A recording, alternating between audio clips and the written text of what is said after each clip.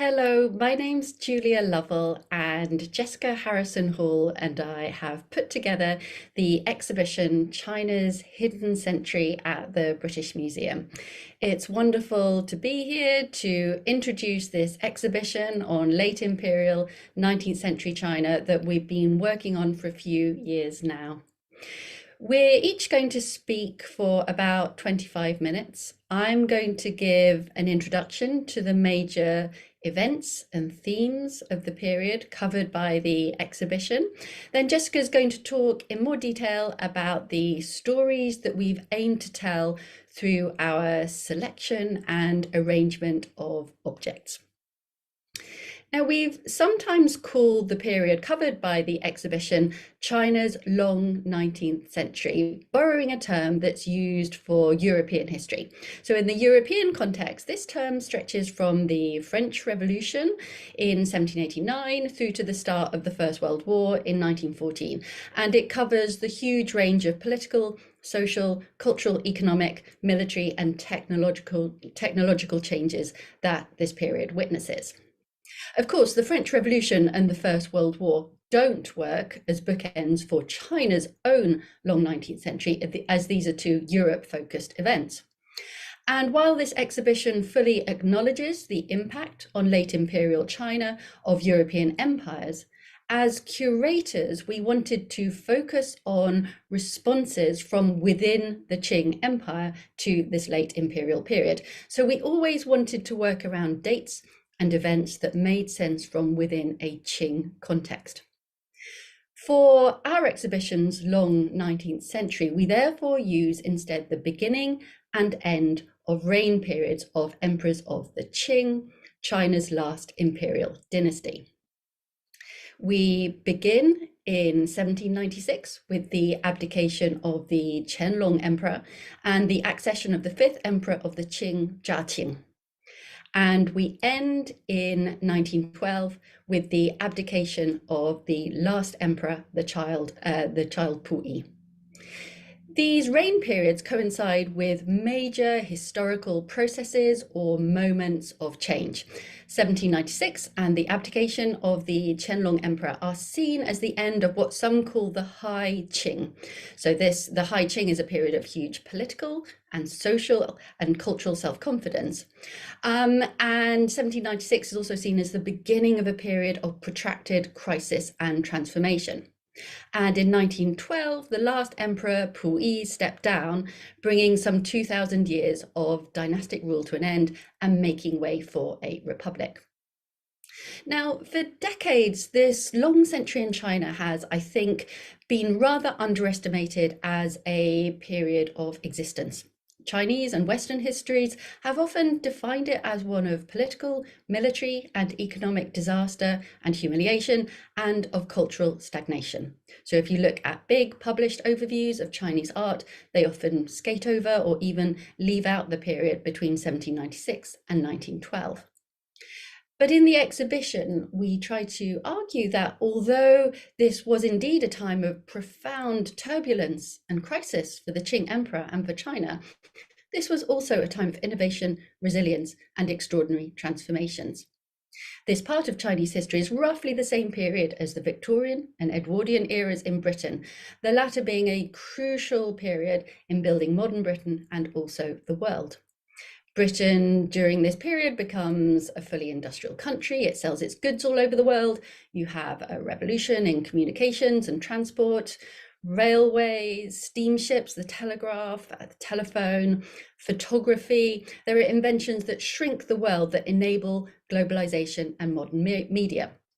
This is a time of dramatic political change, people discussing, developing and implementing democracy.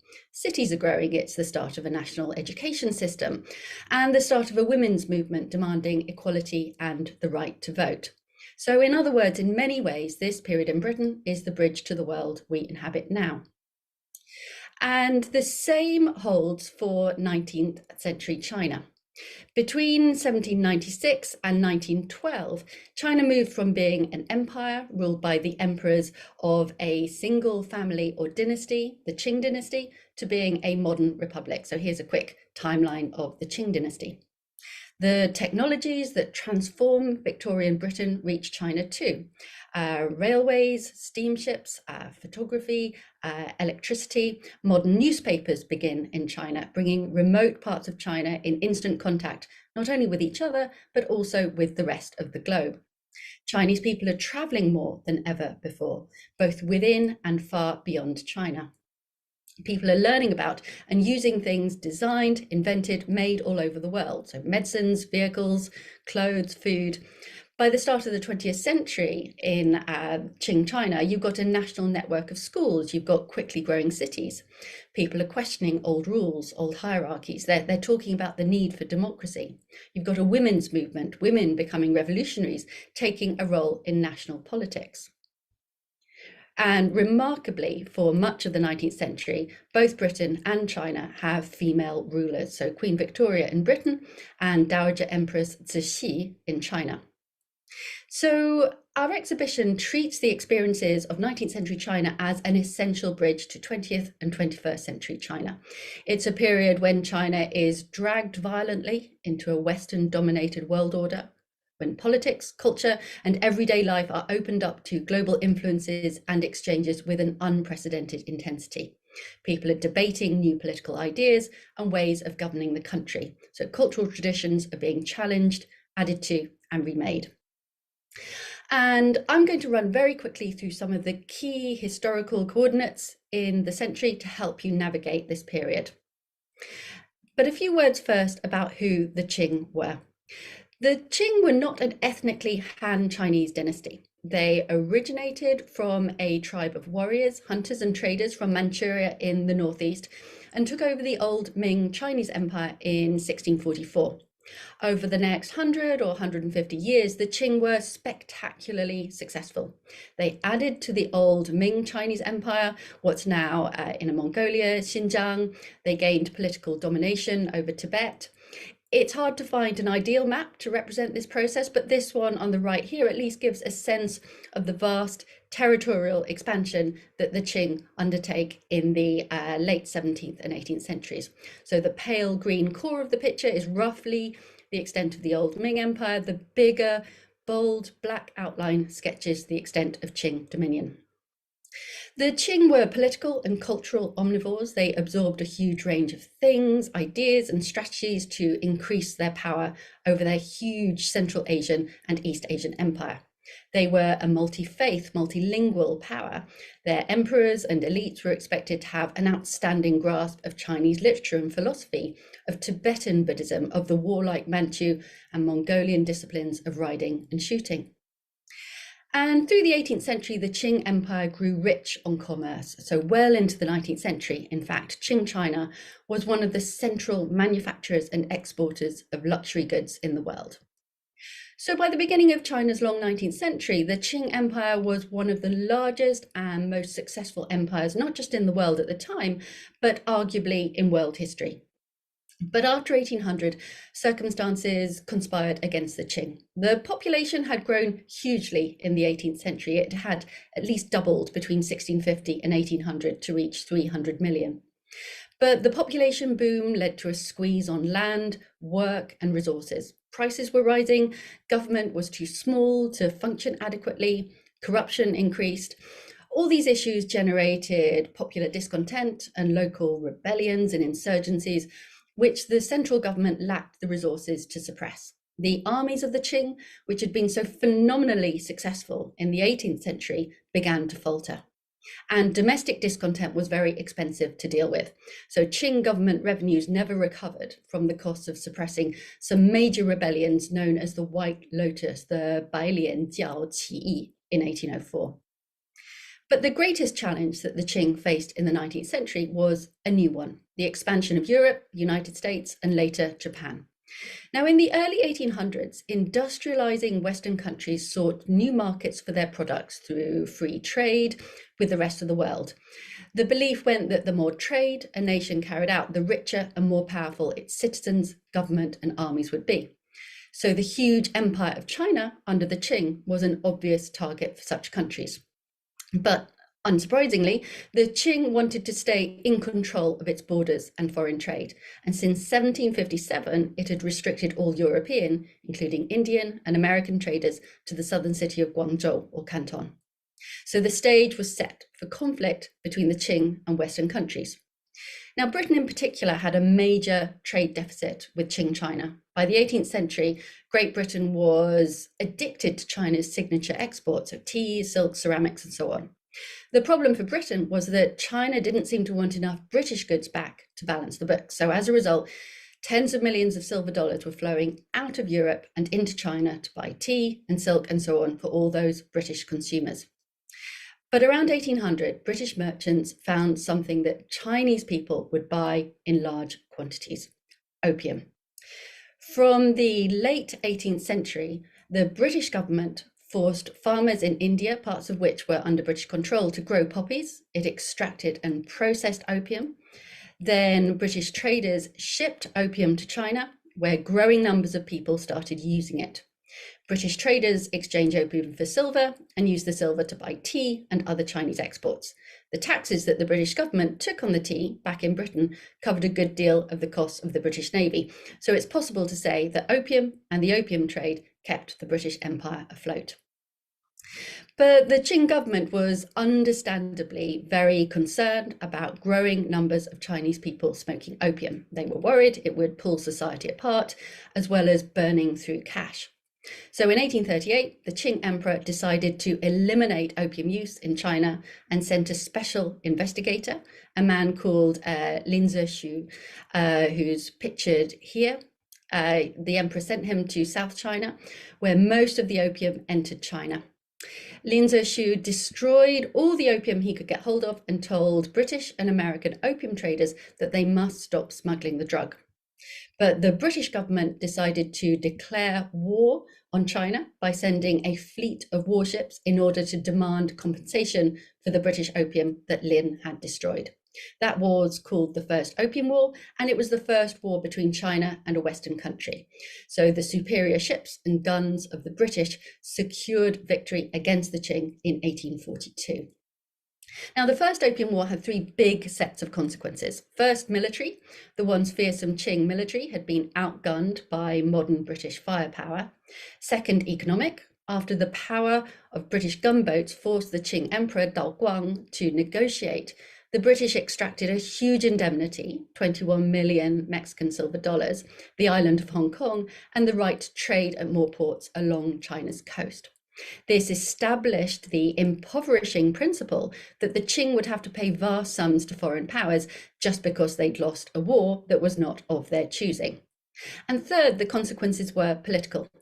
The Opium War brought the Qing government into direct negotiation with European powers and the US, who used new European concepts of international law to broker treaties that massively favored the West. So in this way, the First Opium War eroded Qing sovereignty and ability to control its relations with Western nations. And we can see this pattern being repeated with ever greater intensity through the long 19th century, with the Second Opium War in the 1850s, the Sino-Japanese War of 1894 to 95, the Boxer War of 1900 to 1901. I don't have time to describe them all in detail in this talk, but the exhibition, its books, and I fully acknowledge the enormity of their impact on China.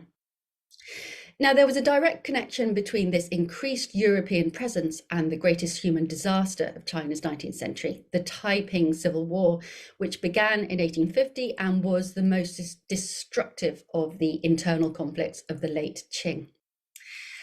This war originated in the visions of an educated man from South China called Hong Xiuquan, who failed multiple times the notoriously competitive civil service exams that were the gateway to a prized government job.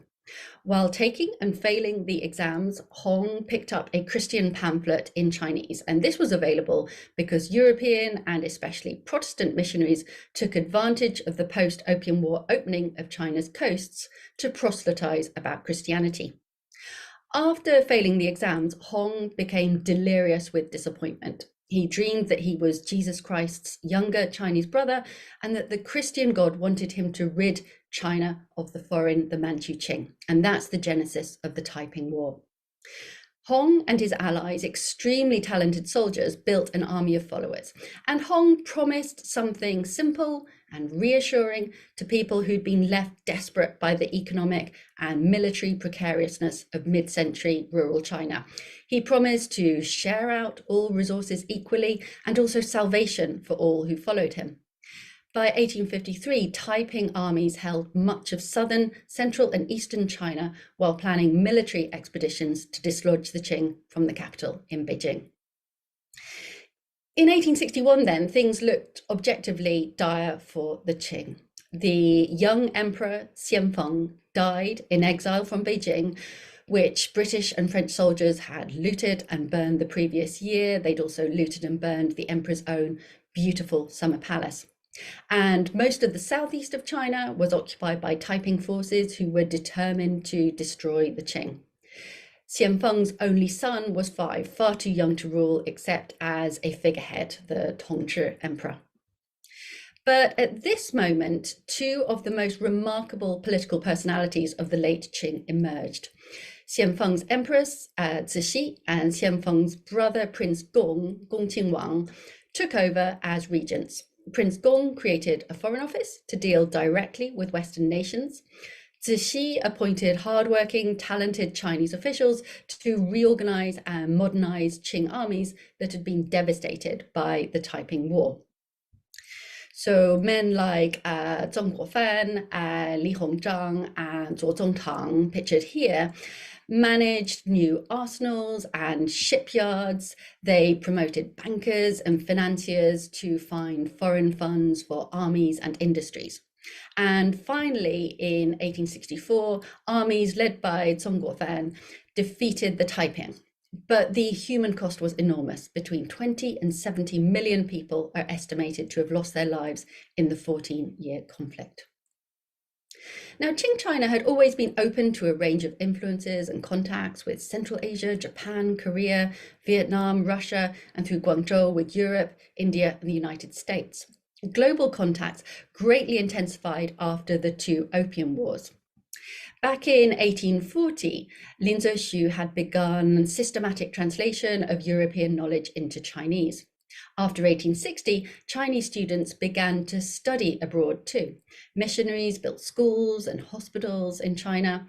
Increasing numbers of ports, both on the coast and inland, became so-called treaty ports, open to foreign trade. These ports had extraterritorial zones governed by the law and taxation regimes of the country that controlled that zone rather than by the law of the Qing. This was, of course, an erosion of Qing sovereignty and a place where the Chinese population could suffer horrendous racism. But these cities could also offer commercial opportunities for middlemen working with foreigners, for artists and writers creating for new consumer markets. So here on the left is a painting by Ren Bonian, one of the great Shanghai painters. It's a painting of himself with a couple of customers. From the 1870s onwards, China's first modern newspapers and magazines mushroomed, especially in Shanghai. And this new print culture informed readers through factual reports of what was going on in distant parts of the empire, and also entertained them with exciting new fiction. It's possible to argue then that, huge challenges notwithstanding, the Qing between the 1860s and 1880s displayed remarkable tenacity in holding on, in rebooting after the crisis of the Taiping Civil War. But two external wars between 1894 and 1901 essentially derailed the reform effort. The 1894 war with Japan was fought over control of Korea, which had previously been a tributary state pledging allegiance to the Qing. In the conflict, the Qing lost many of its newly modernized troops and warships. Japan extracted an enormous punishing indemnity and Taiwan as a colony. And this had a huge psychological as well as military and economic impact on the Qing. Now, for centuries, Japan had borrowed from Chinese culture and philosophy, but in 1895, Japan showed that it had overtaken China in the race to modernize, to catch up with the West. The shock of China's defeat by Japan pushed some of China's most brilliant men to call for a total transformation of Qing government. They argued that the imperial state needed to reorganize and model itself on the modern institutions of the Western nation state.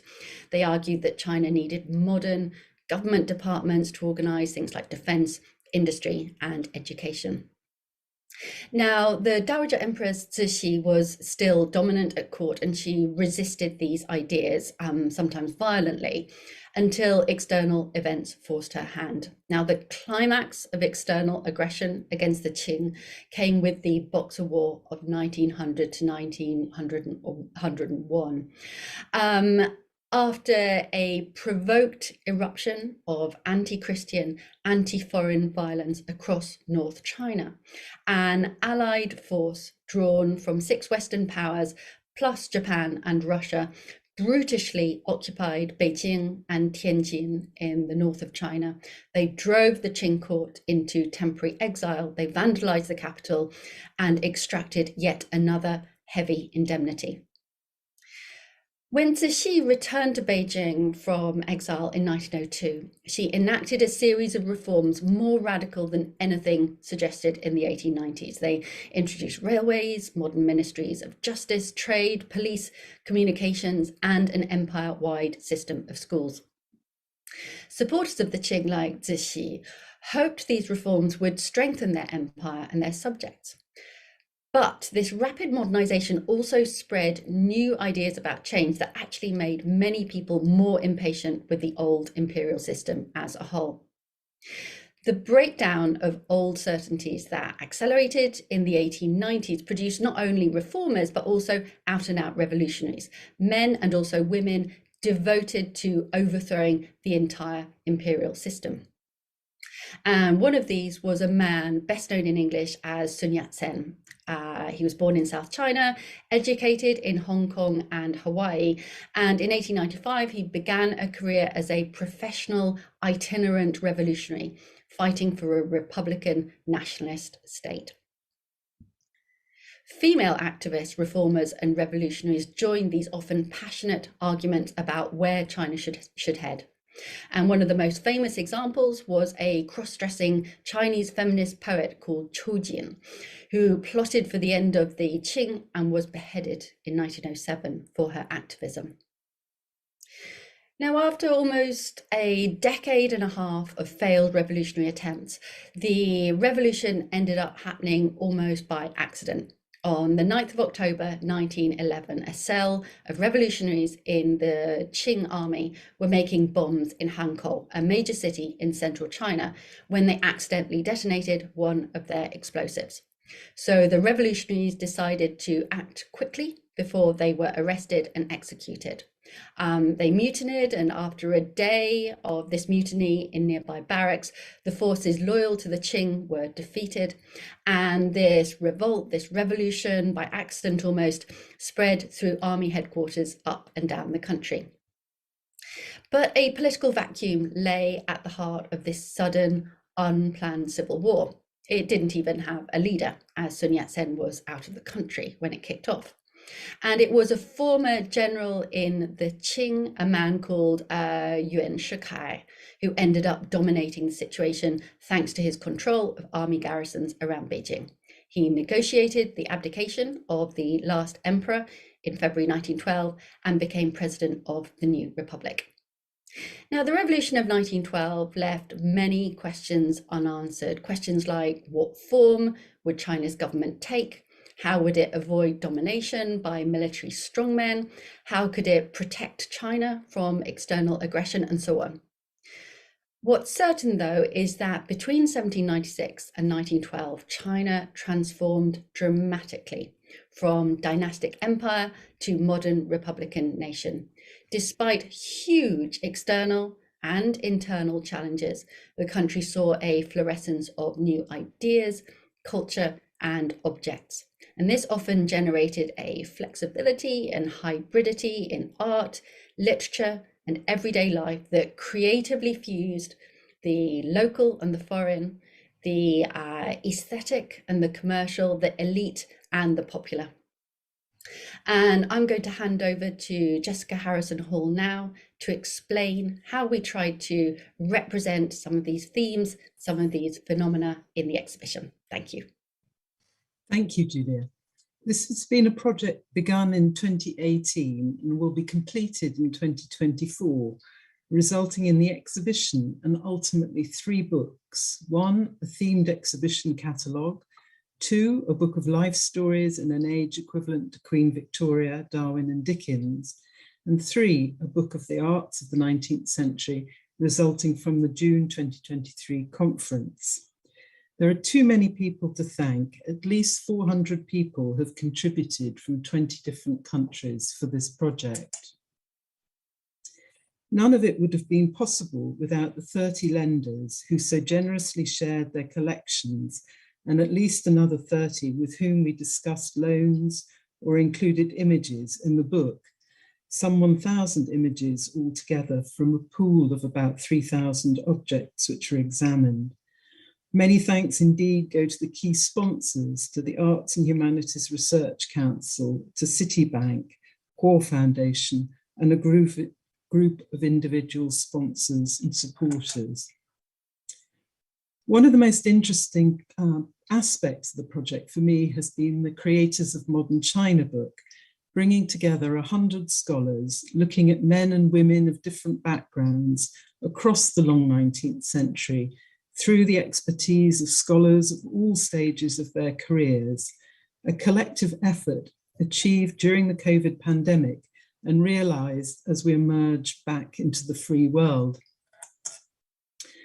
The exhibition is very much about listening to the voices of the past and to giving voices or images to those which are missing.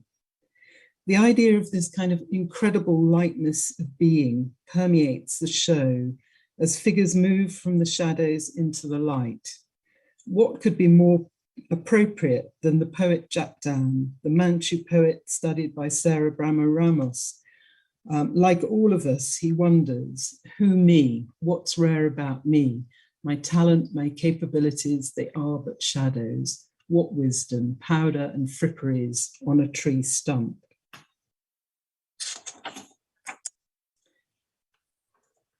So we open the exhibition designed by Nissen Richards with an incredible map of how the Qing saw the world and their empire within it in 1800. Visitors can look for their hometowns or countries and marvel perhaps at the insignificant island in the sea, top left, that is Britain. The exhibition is brought together through groups of people, the court, military, elite, urban, global, reformers and revolutionaries. And within each of these sections, there is a lead character with an image or costume, a shadow and voice, showing the multicultural nature of the Qing Empire and different identities within the 19th century. We start, however, with an unknown woman. China had a population of around 400 million, of whom 200 million would have been women, and very little was known about them, particularly their biographies. Mostly they are known through the famous actions of their fathers, their husbands, or their sons. And this woman, who's our first character, we've had to create her persona, we've had to really read this painting.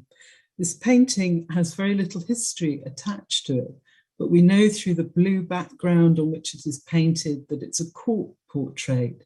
We know from the 3 earrings within her earlobe that it's a portrait of a Manchu woman, because that's a symbol of Manchu identity. And we know from the details of the color of her robe, which is a new color introduced in the 19th century, that that's the date of her life. And we have other details like her beautiful headdress made from kingfisher feathers, pearl, coral and jade, and the lips, which are only painted on the bottom lip. To give her a form, we've studied the costumes and the jewelry, such as this amazing headdress made for a Manchu woman, which is covered with auspicious images like the little bats which encircle the show characters, the abstractive long-lived characters, and other details. And together with Nissen Richards, the designers, and the London College of Fashion, and with a masterclass by the Oscar-winning designer Tim Yip, we've created shadows of these figures throughout the exhibition. And here you can see the London College of Fashion students creating the costume and the headdress for the unknown woman based on the painting, and then having it shot in various different ways through a screen in order to create a presence for the character. For those characters that have written records attached to them throughout the exhibition, we've used those for their voices. But in the case of the unknown woman, there was no text. And so a poem has been used which describes a woman looking longingly at the freedom, the flight of a butterfly from her compound, which she's not free to leave to roam. And this gives the character her own voice. In the first section of the exhibition, after the introduction, we have the court, and this is divided into 3 sections between changing representations of people, new developments in imperial dress, accessories and furnishings, and an area devoted to introducing different kinds of entertainments at court, to Peking opera and ultimately to ballet. And all of these sections relate closely to the Arts and Humanities Research Project, which underpins it. Emperors in the 19th century, we originally planned to borrow their portraits from China, from the Palace Museum, but a perfect storm centered around COVID left us with insufficient time and funds, despite the kind offer of many of the museums across China, as well as private collectors, to borrow these items. So instead, Chinese museums, libraries, and university staff have made an incredible contribution to the project, from essays in the books, to voices recorded for the characters, to films within the exhibition, online discussions, and incredible generous sharing of images. Cixi is the key character in our first court section, and as Julia has already mentioned, she dominated the court from the mid-19th century, being the wife of Xianfeng, the mother of Tongzhi, and the aunt of Guangxu. There are 3 adult male emperors who rule in the first half of the 19th century, and then Cixi's regency dominates the second half. So in order to create the character for Cixi, again, we worked with the London College of Fashion, but we also recorded her voice. And this appears in Manchu and also in Chinese, and centers on a quotation about her relationship or her view of Queen Victoria. So Cixi said that she often thought she was the cleverest woman that ever lived and that others couldn't compare with me. Although Queen Victoria, she knew about Queen Victoria in a part of her life which was translated into Chinese, she felt that her own life was much more eventful than Queen Victoria, and having 400 million people under her control and with everyone dependent on her judgment. So we recorded with Dr. Cho Yi-tong the voice of Cixi, and we used the robe from the Metropolitan Museum of Art to represent her within the exhibition. And this is an extraordinary garment which is festooned with imagery which supports Cixi's position and her interest in prolonging her life. The main image on front and back is a swooping phoenix with peacock tail, which derives from Japanese art. The form, the full form, is Manchu, the sleeves are Han, and the dyes derive from European sources. We also have included in the exhibition many items that come from regional museums across the UK.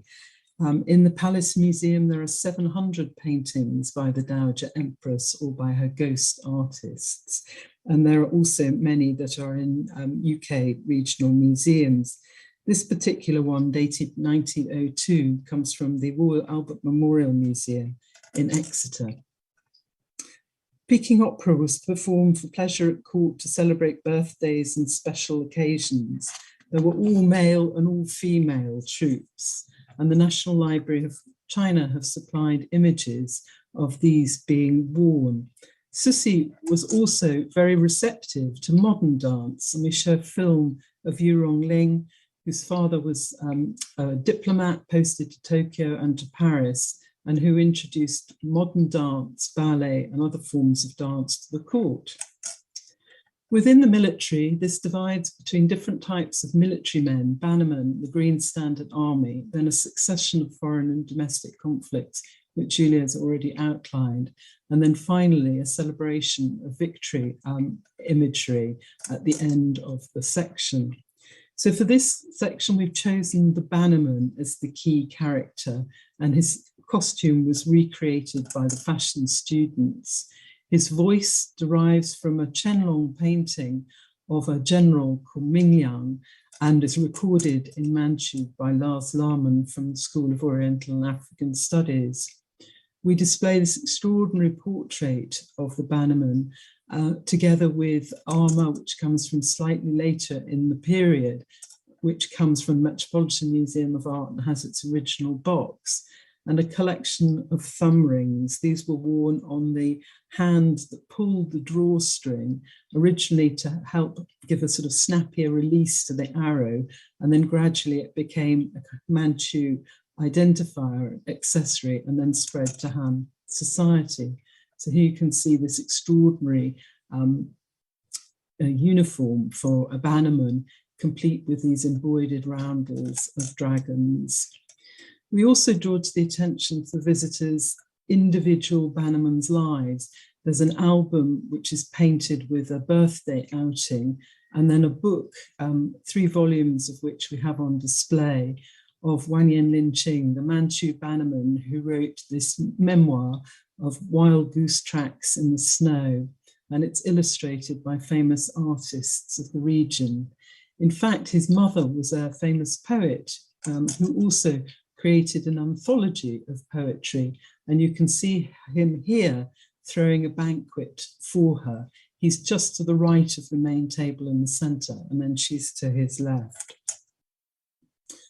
In the elite section, we look at artists and their networks. They were resilient in the face of conflict, and scholars turned to the past for inspiration and created new networks of patronage. And we look at the role of Shanghai and the role of new technologies within the elite. The Shanghai Museum have supplied an amazing film which shows this piece of calligraphy, the studio of One Step Back, to create the atmosphere of a scholar's studio, in which we show a series of paintings. One of the paintings which actually inspired the entire project was this image of Run Xiong, probably the most famous self-portrait in Chinese art, complete with its self-questioning inscription. And this is a remarkable artwork which combines a sort of calligraphic drapery together with almost a photographic face. And the students recreated these folds of cloth in order to create the shadows and shot again behind the screen. Run Xiong spent a long time with Yao Xie as his patron. Yao Xie lives between 1805 and 1864. And he was a man who'd passed regional exams, but had failed to pass the final metropolitan exams, but continued throughout his life to create extraordinary artwork and poetry. And together with Run Xiong, they created some of the most famous collaborative works of the 19th century. Within the exhibition, we have this amazing portrait that comes from a private collection, which shows one of Yao Xie's wives, painted by Run Xiong. If he hadn't captured her in this autumnal evening, it would never have come to light, an image of her at all, which would have survived. In the local life section, we create a kind of streetscape with people's portraits, their costumes and furnishings, and try to give an idea of what life was like within a city landscape. So hanging from the ceilings, you have these amazing banners which come from a 19th century painted album.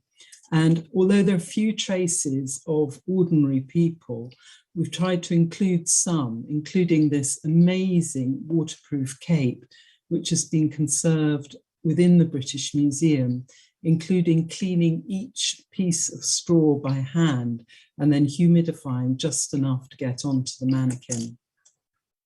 There are extraordinary works of art which combine the sort of new technologies of the day with traditional arts, such as this embroidered portrait, which looks as if it is a photograph, but in fact is entirely hand-stitched.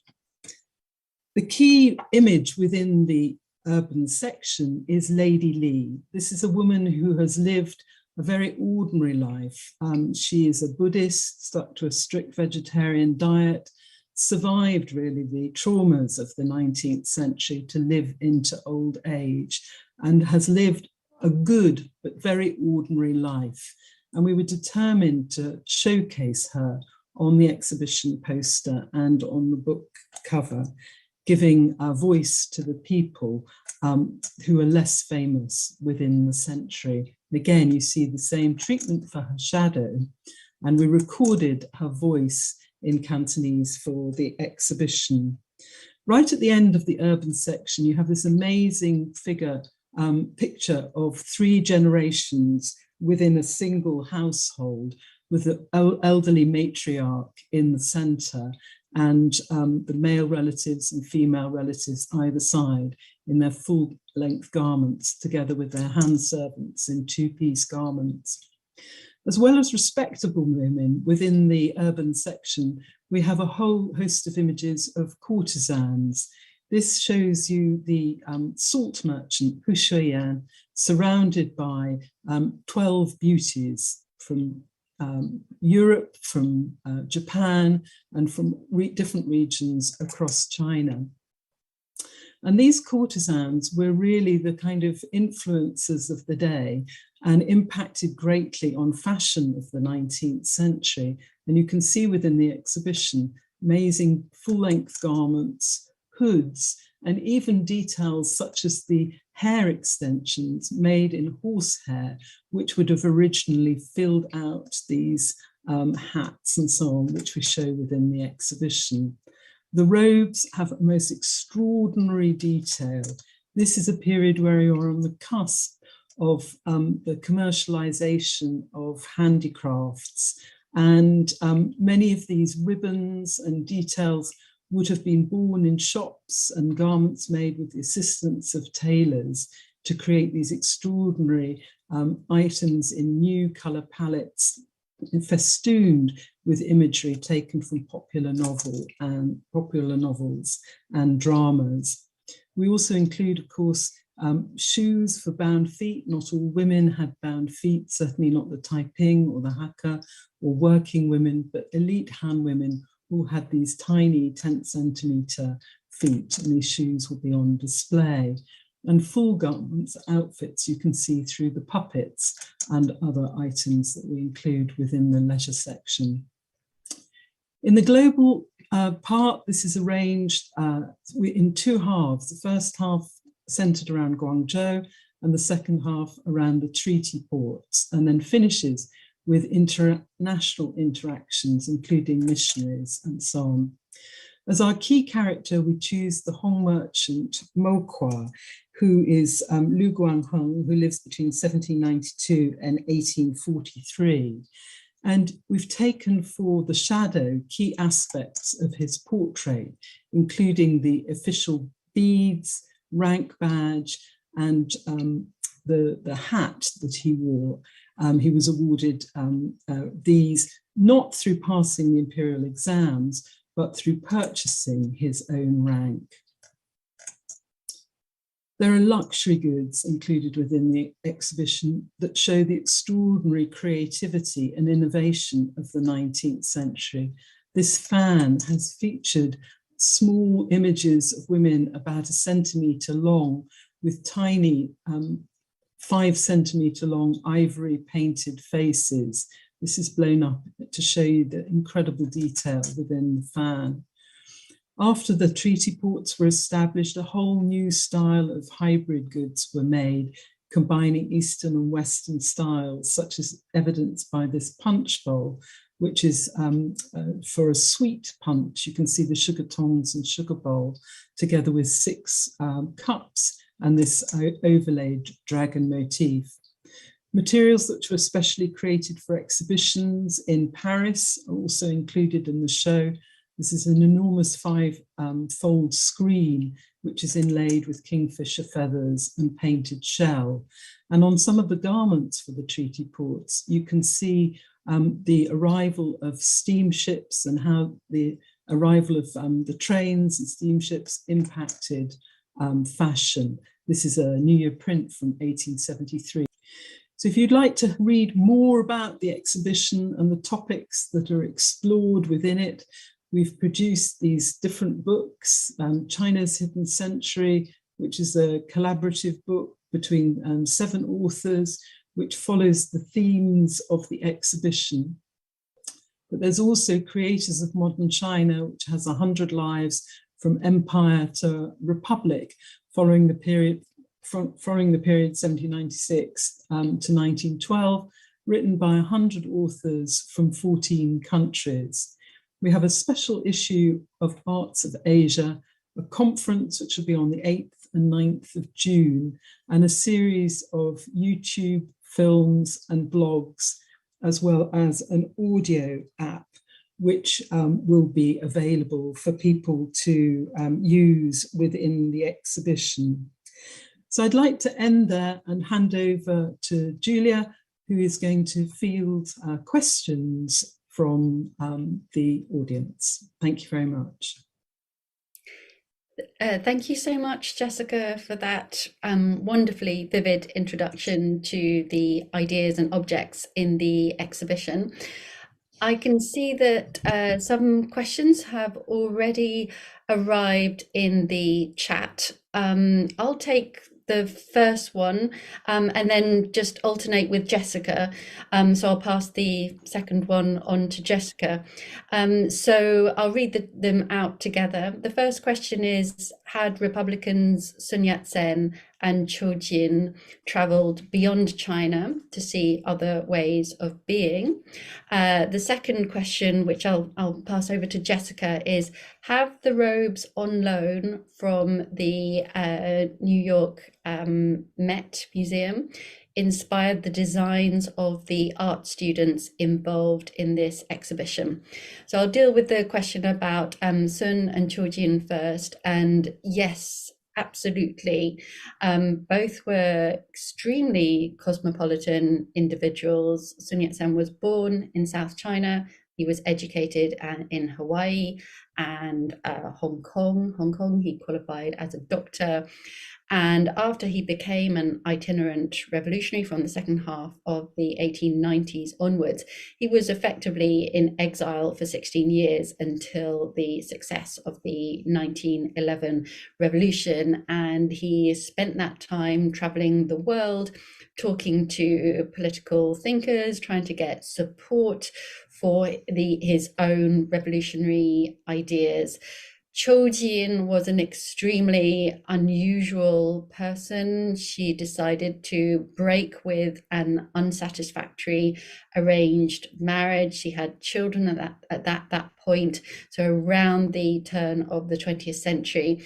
And she became one of the few women to travel to Japan to study. So quite a large number of male Chinese students went to Japan, where they often studied scientific subjects, practical vocational subjects, but where they were also exposed to quite radical ideas about reshaping China's political and cultural systems. So some of the most famous radical figures of the 1900s, 10s and 20s really cut their teeth, had formative experiences in Japan in the late Qing. And Chojin also was very much formed, her political and cultural ideas were closely shaped by her experiences in Japan. So that cosmopolitan collision of influences and experiences had a deep impact on radical individuals like Sun Yat-sen and Cho Jin. Jessica, did you want to answer the question about the robes and the fashion students? Yes, quite a contrasting question. But I would say that, of course, the shapes of the costumes have inspired some of the designs, particularly the unknown woman's costume. But it's mainly the retail designers within the British Museum who've been inspired by Sushi's robe to create an amazing range of silk scarves, tote bags, soaps, tea towels, and so on, which have all come out of the Dowager Empress's robe and her painting, which is in the Royal Albert Memorial Museum in Exeter. Thank you. So the next two questions, I'll take the next one, unless Jessica would very much like to step in, and then Jessica can take the one after that. So the next question is, who would have been the anticipated market for the prints of someone like Rin Xiong? And the question after that is, which part of the history was mostly hidden during the period covered by the exhibition? So, Jessica, shall I take the first one and you take the second? Okay. I might deflect the first question onto another painter, actually, of the second half of the 19th century, who became a very popular artist in Shanghai, a man called Ren Bonyan, who I mentioned in my presentation. And he's typical of a group of artists who are native, local to Southeast China, which for hundreds of years had been the hub of cultural and literary elite production in China. But this part of China was devastated by the Taiping Civil War. Shanghai, as a sort of semi-foreign enclave treaty port, was relatively sheltered from the violence and the turmoil of the Taiping War. So many extremely talented artists migrated to Shanghai, and they adapted their art and their practice to fit this new, modernizing, more commercial market. So the range of, for example, Ren Bonyan's clients would be merchants, businessmen, shop owners, officials, clerks, but really anybody who could afford his paintings. In the past, usually one would acquire paintings through some kind of personal connection with the artist. But the art market in Shanghai from the second half of the 19th century onwards, it was a buyer's market. And we can also get a sense of who these buyers would be by the fact that Ren Bonyan would advertise his prints in the sort of new burgeoning modern press, which emerged in Shanghai from the 1860s, 1870s onwards. So, whoever is a kind of middle class, literate, relatively affluent person would be the potential market for his work. So Jessica, the question to you was, which part of the history was mostly hidden during the period we've covered? I think that it's important to think of it as hidden rather than secret. And so this is the first 19th century exhibition anywhere in the world. There have been amazing exhibitions of 19th century painting and 19th century photography.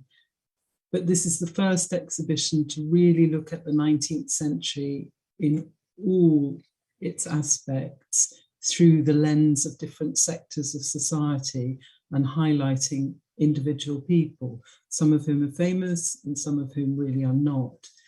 I think in terms of what is hidden, it's maybe this idea of pulling people's lives out from the shadows. So, for example, the unknown woman, who really one wouldn't have known anything about at all, is given a sort of constructive life through examining her painting and through imagining her voice and her physical appearance through this project with the Nissen Richards and the London College of Fashion. There are lots of people within the exhibition who are not famous, ordinary people whose lives are perhaps obscure, and that this exhibition allows them to have a voice and an equal voice with other people that are very famous, like Cixi or Li Hongjiang or whatever. So I think it's this idea of emerging from shadows, the very lightness of being that I keep mentioning, but which comes up in the poetry, in some of the inscriptions, in the book by Lynching, and so on. This idea of kind of hidden lives, which are then shared with a much larger public, if that makes sense. Thank you very much, Jessica. I've just seen the time. There are 3 more questions. I'll just handle them very quickly. There's one which asks a question about why we chose that particular woman as the poster for the exhibition, and Jessica's answered that very clearly already. There's a question about, was there opposition to foot binding before Mao? And yes, I would say absolutely. The earliest campaigns against foot binding begin in the kind of social movements, civil society movements of the late Qing. So that kind of social mobilization against certain customs and mores starts in the late Qing. So just 2 slightly larger questions. One asked if we could say more about life in the treaty ports. Before the international settlements were fully established, how much interaction was there between the Chinese and British merchants? I'll handle that. Last one for you, Jessica, quite a big one here. Lister is taking a group of Year 9 and Year 10 pupils to see the exhibition. They have no prior knowledge of this period. What could be the top 3 key messages that students of that age should know before their visit? So I'll quickly handle the question about life in the treaty ports.